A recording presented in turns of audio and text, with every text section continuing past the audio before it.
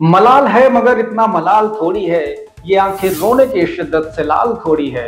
बस अपने वास्ते ही फिक्रमंद है सब लोग, यहाँ किसी का किसी को ख्याल थोड़ी है। परवीन शाकिर की ये पंक्तियां हमें ये बताती हैं कि इस दुनिया में हर व्यक्ति अपनी ख्वाहिशों में कैद है और उसे इस बात का कोई मतलब नहीं है कि उसके कार्यों से समाज पर क्या प्रभाव पड़ता है। दरअसल ये बात इसलिए हो रही है कि हाल ही में भोजपुरी गायक और अभिनेता पवन सिंह ने अपनी बायोग्राफी पर आधारित फिल्म पावर स्टार का ट्रेलर लॉन्च किया है। इसमें कहानी ये बताई गई है कि उनकी गायकी की वजह से कोई राजनेता चुनाव जीत जाता है और बाद में पवन की उससे कंट्रोवर्सी होती है। और इसके अलावा फिल्म में क्या कुछ है ये रिलीज होने के बाद ही पता चलेगा। बहरहाल आप फुटेज देखिए। ओए नचनिया,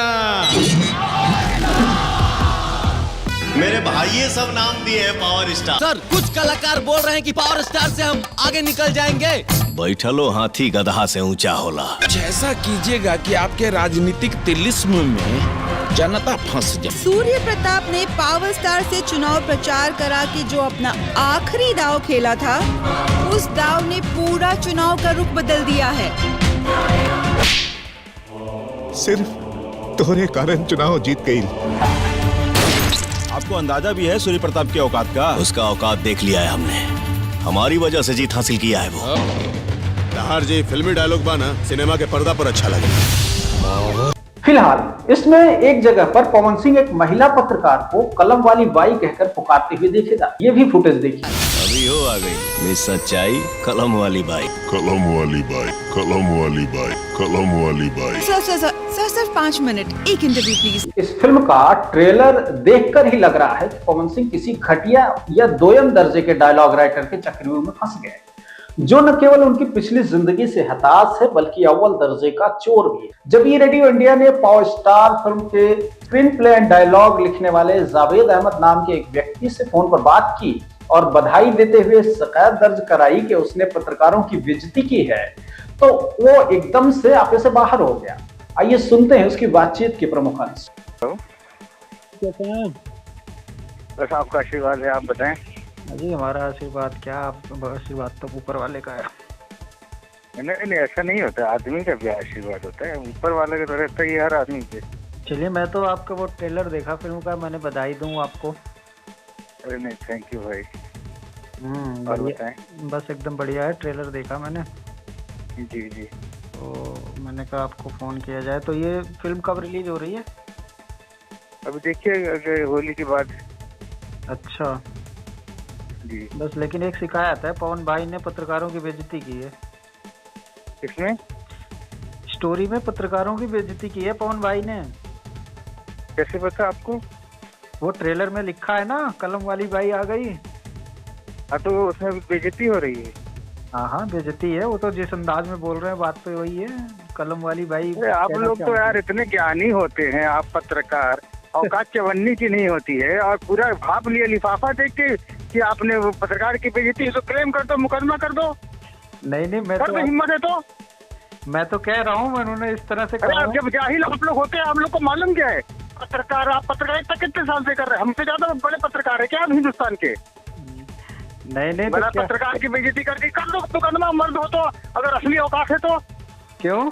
कितना ज्ञान किसके पास है भाई हिंदुस्तान में? तो क्या होता है कलम वाली बाई? कलम वाली बाई जो कलम से लिखती है वो कलम वाली बाई उसको बोला जाता है। तो पत्रकार की बेइज्जती है वो।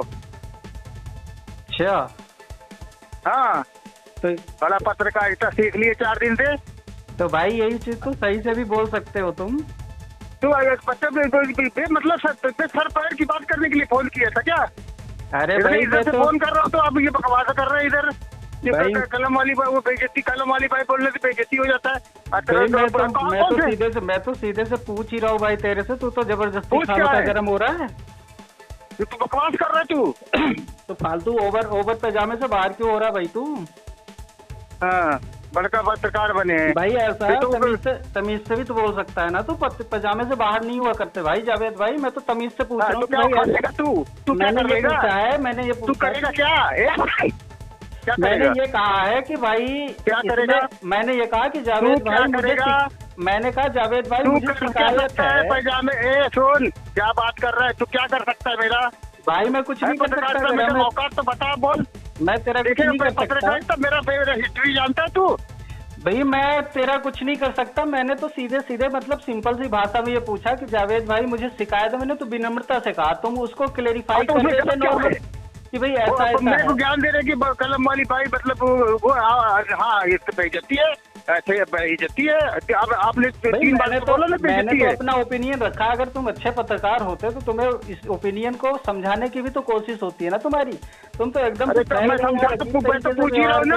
एक ना बड़का के ज्ञानी जावेद भाई ऐसे नहीं होता है, जावेद भाई एक ऐसे नहीं होता। मिनट, जब मैं अरे ये कह रहा तुम्हारे हूँ जैसे हम थूक देते हैं ना तो पत्रकार पैदा हो जाते हैं, ठीक है? भाई तुम जैसे लोगों की वजह से ही ना दुनिया बदनाम हो रही है। तुम जैसे लोग हाँ। जो इतने ज्यादा घमंड में रहते हो ना, तुम जैसे लोगों की वजह से ही दुनिया बदनाम हो हमको पत्रकारिता ना सिखाओ। रही है। भाई तो मैं हमको पत्रकारिता नहीं सिखा सीख सकते। रहा हूँ। मेरे बारे में नहीं जानता है, तू नहीं जानता है कि मैं कौन हूँ। हाँ, तेरे से पत्रकारिता तू हमसे हमको पढ़े बगैर पैदा नहीं हुए लोग। अबे होगा, समझे ना बोला है? होगा तुम। हाँ। इस बदहवास, हताश और निराश रोगी से विनम्रता पूर्वक पूछने के बाद भी इसे जतराश न आई। बहरहाल मैंने सोचा कि कलम वाली बाई के आखिर मायने होते क्या है। गूगल पर सर्च किया तो कोई सटीक उत्तर न मिला। फिर हमने दर्जनों किताबों के लेखक, कवि, गजलकार डॉक्टर DM मिश्र से इसका अर्थ पूछा। बड़ा क्षोभ हुआ और गुस्सा भी आया। एक कलमकार के लिए, वो भी महिला कलमकार के लिए, ऐसे बेतुके भद्दे गाली नवाज संबोधन से लेखक हो, निर्माता निर्देशक क्या कहना चाहता है। यद्यपि भाई शब्द कोई बुरा शब्द नहीं है, लक्ष्मीबाई है, मीराबाई है, ऐसे बहुत सारे लोग हैं, नाम है, लेकिन वहाँ वो सम्मान सूचक है। फिल्म में जिस तरह से बाई शब्द का उपयोग किया गया है वो बेहद ही आपत्तिजनक है। वो एक गाली की तरह से लगता है, वो एक व्यंग है, वो अच्छा नहीं लगता है। कहते हैं कि गलतफहमी का चश्मा स्वयं की आंखों को ही रोशनी से मुक्त कर देता है। यही चश्मा पवन सिंह को उनकी फिल्म के राइटर ने पहना दिया। नाना पाटेकर की फिल्म क्रांतिवीर में इस्तेमाल हुए प्रसिद्ध डायलॉग को नकलची जावेद अहमद ने हूबहू टीप दिया। इस नकलची बंदर ने हर कोशिश की कि मैं आवेश में आऊं और उसे कुछ कहूं, मगर हमने संयमित होकर इसकी गिरी हुई हरकतों को सुना। ये कह रहा था कि मैं थूक दूं तो पत्रकार पैदा हो जाता है।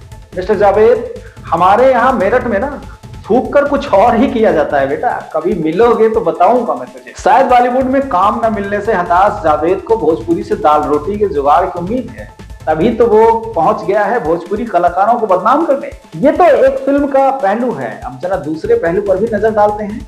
अक्सर छोटी छोटी बातों पर पर्वत उठा लेना पवन सिंह की आदत है और वो इस कारण विवादों में रहे। अब इस कथित बॉलीवुड के सड़कछाप डायलॉग लेखक ने पवन सिंह की जिंदगी में जल रही आग में घी डालने का काम कैसे बताते हैं। आप जिन पत्रकारों की वजह से लाइमलाइट में आए और जिन खबरों की वजह से घर में चारदाने का जुगाड़ हो गया, अब उस बिरादरी को ही अपनी फिल्मों में अपमानित करते हुए पवन सिंह जरा भी नहीं हिचकिचाए। रियल लाइफ में चुनाव हार कर 2ym दर्जे का राजनेता बन चुके पवन सिंह से वैसे भी इज्जत की कोई उम्मीद तो है नहीं। खासतौर पर महिलाओं की इज्जत करने की बात करें तो बिल्कुल भी नहीं। इसका प्रमाण है उनके द्वारा उनकी पत्नियों से की गई बदसलूकी और भौड़ापन। हालांकि लोकलाज की वजह से पवन सिंह की पूर्व पत्नियां खुलेआम कोई भी जुर्म बयां करने या कबूल करने से कतराती, लेकिन फिर भी सुनिए इस पावर स्टार का महिलाओं के प्रति क्या नजरिया है। पवन सिंह की पहली पत्नी नीलम सिंह ने शादी के 3 महीने बाद ही फांसी लगाकर जान दी। रिपोर्ट्स की माने तो उसकी वजह एक्टर पवन सिंह को माना जा रहा है।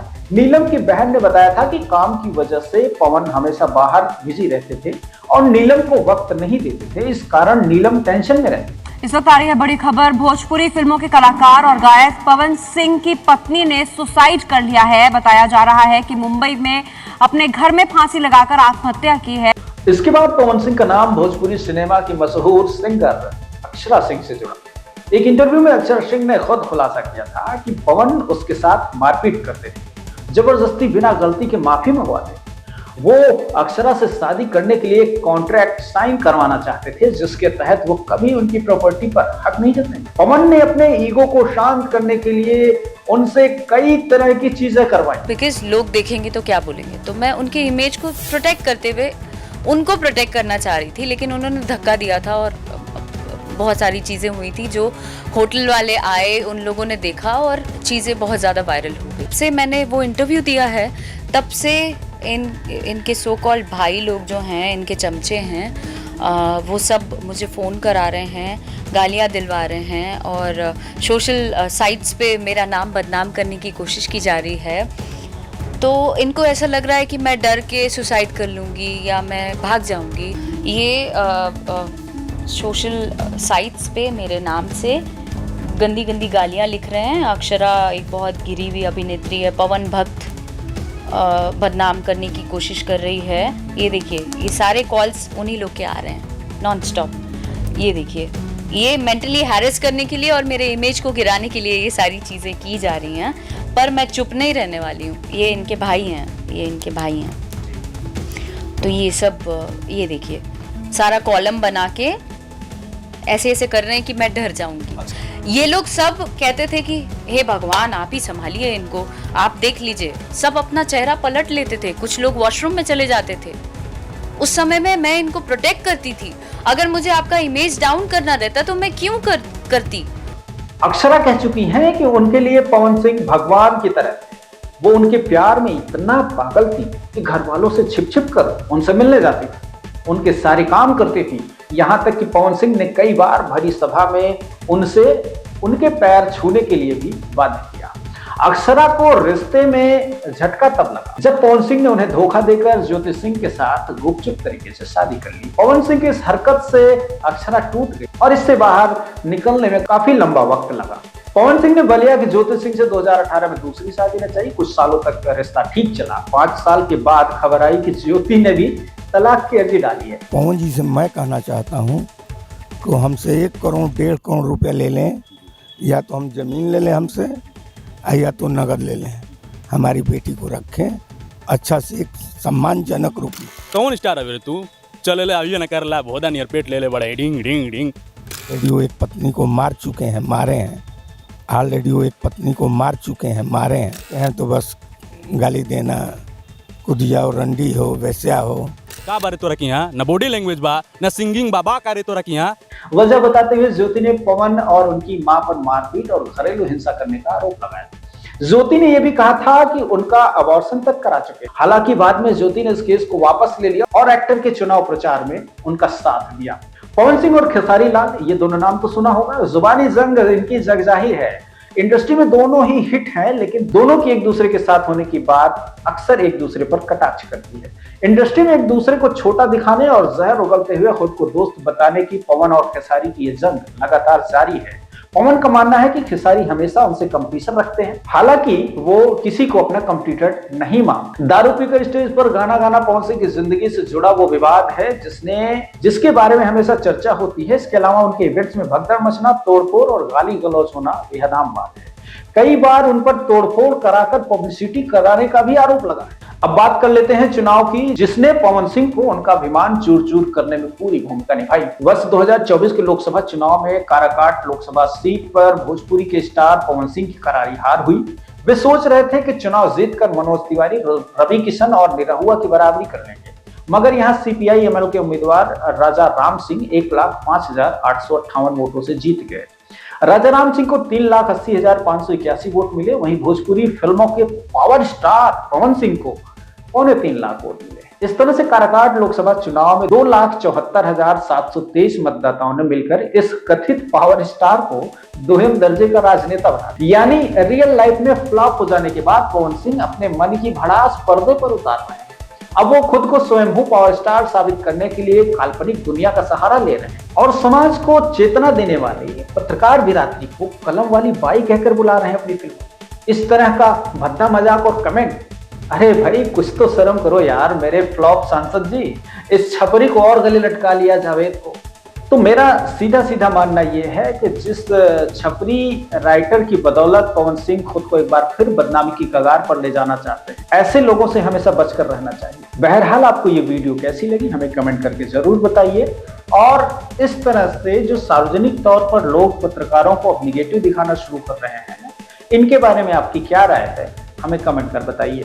मैं मानता हूं कि हर जगह अच्छे और बुरे दोनों तरह के लोग हैं, लेकिन जब कोई व्यक्ति आपसे सलीके से बात कर रहा है तो कम से कम आपकी मर्यादा तो इतनी होनी चाहिए कि आप उससे सलीके से बात करें। मैंने फोन लगाया मिस्टर जावेद को तो इन्होंने पहले तो सलीके से बात की। सिर्फ मैंने इतना जानना चाहा कि कलम वाली बाई का मतलब क्या होता है। हमें ये शिकायत है कि आपने पत्रकारों की अवहेलना की है, उनका निरादर किया है इस फिल्म में। बस इतनी बात सुनकर महाशय फैल गए ऐसे लग रहा था कि वो कोई बहुत बड़े 30 मार खां। हालांकि इस तरह आपा होना कोई ठीक ठाक और वजूददार आदमी का कोई परिचय नहीं है। मैं जानता हूं कि कोई छिछले स्तर के ही स्क्रीन पर राइटर होंगे आप, तभी तो बॉलीवुड में आपको कोई जगह नहीं मिली और आप अब आ गए हैं अपने भोजपुरी स्टार्स के तलवे चाटने। उमैर नजमी जी कहते हैं कि झुक के चलता हूं कि तब उसके बराबर न लगे, दूसरा ये कि उसे राह में ठोकर न लगे, ये तेरे साथ ताल्लुक का बड़ा फायदा है, आदमी हो भी तो औकात से बाहर न लगे। कैसी लगी आपको हमारी वीडियो कमेंट कर हमें जरूर बताएं, हमें सब्सक्राइब करें, फेसबुक पर फॉलो करें। शुक्रिया।